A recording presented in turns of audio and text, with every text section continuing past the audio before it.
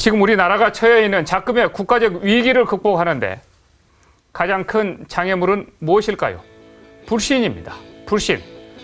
국가 공권력이든 정당이든 아니면 내각이든 이들이 갖고 있는 공통점은 바로 국민의 신뢰를 받지 못하고 있다는 것입니다. 최근 야당 의원들이 필리버스터를 통해서 테러방지법 통과를 지연시켰던 가장 핵심적인 이유도 야당의 국정원에 대한 깊은 불신이었습니다.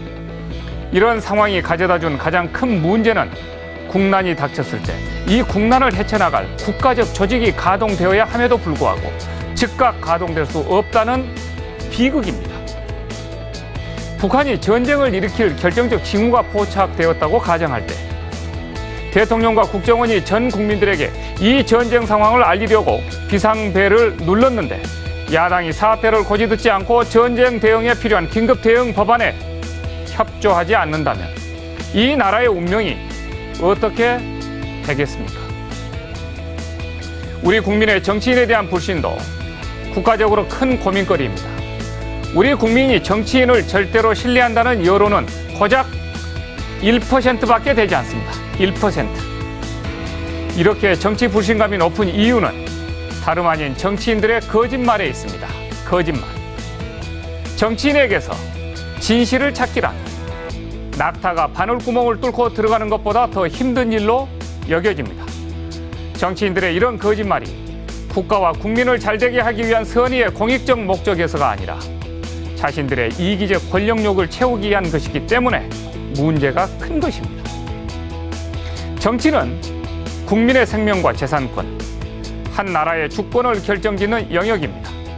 어제도 특정 정당과 특정 정치인을 지칭하지 않았지만 일반적 보편적으로 정치인들의 거짓말이 그 나라에 끼치는 해악이 얼마나 결정적인가를 잠깐 설명드린 적이 있었습니다.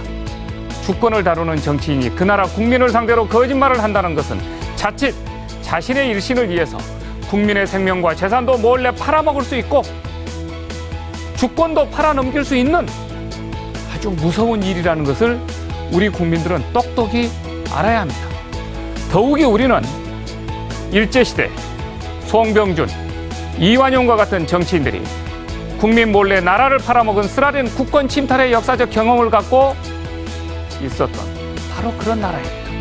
그런 이 나라에 아직도 국민을 상대로 버젓이 거짓말을 하는 그런 정치인이 이 땅에 살아있다는 것 자체가 우리에게는 있어서는 안 될 일입니다. 이것이야말로 나라의 재앙적 요소입니다. 국민을 상대로 거짓말하는 정치인을 그냥 보고 넘기는 국민이 있다는 것도 도저히 납득하기 어려운 일입니다. 이번 총선에 국민은 이런 정치인들을 전부 정리해줘야 합니다. 민주적 방식으로 투표에 의해서 국민을 향해 위선을 펼치는 정치인이 활보하고 자신들을 향해 거짓말하는 정치인들을 국민들이 그대로 눈 감아준다면 이 나라 정치에는 더 이상 희망이 없습니다. 장성민의 시사탱크, 저는 내일 이 시간에 다시 찾아뵙겠습니다. 시청해 주신 여러분 대단히 고맙습니다. 저희들은 더 열심히 공부해서 내일 다시 만나겠습니다. 감사합니다.